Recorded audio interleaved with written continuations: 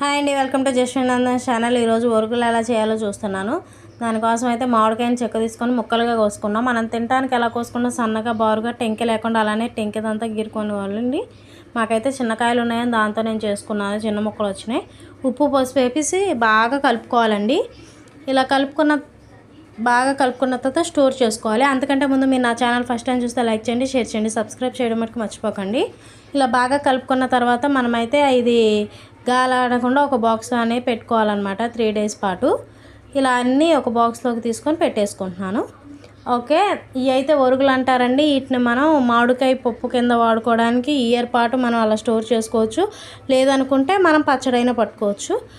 అది తర్వాత చూపిస్తాను. ఇలా బాక్స్లోకి అయితే తీసుకొని ఈ మూత పెట్టేసి 3 days అయితే ఉంచాలండి. అందులోనే 3 days అయిన తర్వాత 4th day అయితే మూత తీస్తే పులుసు అనేది కింద కారు ఉంటుందండి. ఈ పైన అన్నీ మనం ఒక చాట్లోకి తీసుకొని ఎండబెట్టుకోవాలి.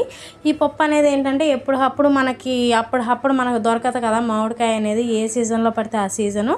సో దానికోసం అయితే మనం స్టోర్ ఉంచుకొని పడుతున్నాము. ఈ చక్కగా ఆరపోసుకోవాలి. ఈ అడుగున పులుసు కూడా ఉంటుందండి. అది పచ్చడి పట్టేటట్టు అయితే మనం యూజ్ చేసుకుంటాం, కానీ పచ్చడి పట్టినప్పుడు అయితే మనకి ఆ పులుసుతో పని ఏం లేదండి. మనం పప్పులోకి వాడుకోవాల్సి వస్తే ఆ పప్పు కూడా నేను వీడియో పెడతాను మీకు.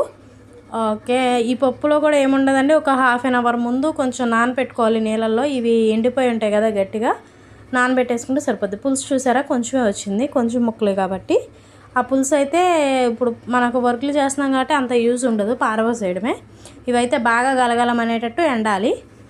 ఒక అరగంట ముందు పప్పుకి నానబెట్టుకొని అవి చిన్న చిన్నగా కోసుకొని బారు ముక్కలు అయితే పప్పులో వేసేసుకోవడమేనండి. అంతే అండి, ఎంతో టేస్టీ అయిన పప్పుకు రెడీ అయిన వరుగులండి ఇవి. ఓకే, మీరే చేసుకుంటే ఎలా ఉందో చూడండి. Thanks for